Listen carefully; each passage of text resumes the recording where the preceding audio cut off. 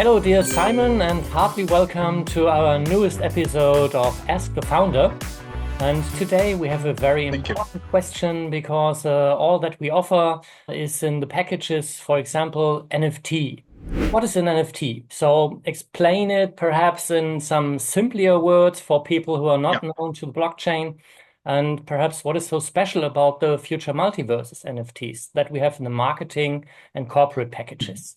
Thank you for the question, as always. This is, I think, a very important and good question because everyone who has already heard about the blockchain, some of them, even they are already more into the understanding of what a blockchain is, but are still not completely understanding or are firm with what are NFTs.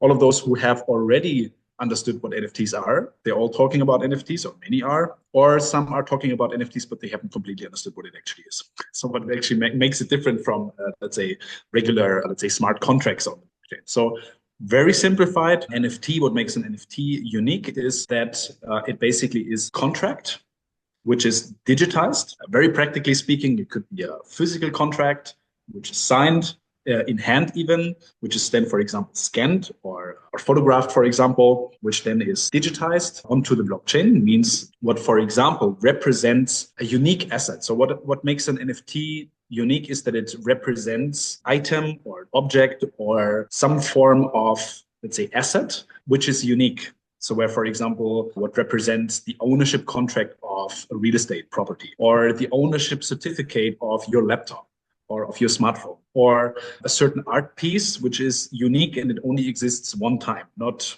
5 times, for example. And that is actually what makes an NFT unique, that it represents a unique item or a unique asset, basically. It could be, let's say, the NFT itself, which is a digital contract, a digitized contract, which is stored on the blockchain, could basically be a representation of a physical contract, which is scanned, as I mentioned, and then where the file of that, let's say, image of that picture of the scan is stored on a storage device, either your own one, and that is connected to the blockchain, or let's say an external, let's say, storage provider, which is able to be synchronized with the blockchain. So those data is used as a meta file, metadata, connected with the blockchain. So basically this digital contract has a, let's say, smart contract, which you can enter, for example, if it's a smart contract on the Ethereum blockchain, which is already now I'm getting into the details of it. Yeah. I'll simplify it again after, but to explain it a bit more in detail now, you basically have a smart contract that you can enter in, for example, the Ethereum blockchain explorer.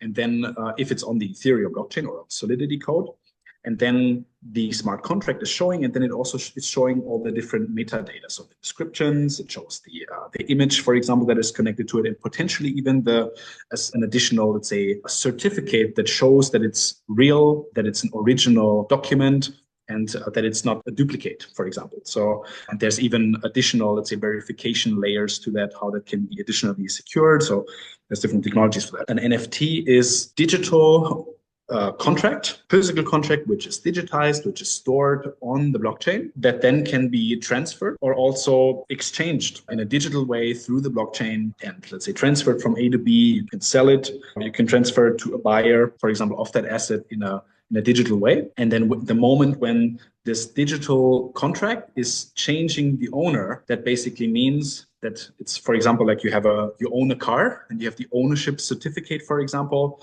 The moment when you basically transfer this digital contract, and this could be also done through a notary or not, it depends on the way of how the smart contract is designed. The moment when it's transferred to a new owner, then this new owner owns this digital contract in their wallet, then they become the new owner of this asset. Once it's on the blockchain, then nobody can change this NFT contract. So this is a very special thing. Then, for example, if you're the owner of the certain asset and you are a developer, then you also can, if it's initially integrated into the smart contract in a specific way, it has to be integrated that you can even, for example, do further adjustments after, for example, but then this has to be integrated into the smart contract originally already. You cannot just, without, let's say, making this notification first, you cannot just make changes as you like. So there's a certain, let's say, rules and regulations also around that. The NFT represents, let's say, a unique item. So for example, a specific art piece that doesn't exist exist, for example, 5 times, but there's only one piece of it available, or a specific real estate property, or a specific car with a specific license number, and with a specific, if it's a used car, specific scratch on a specific position, for example, a little bumper,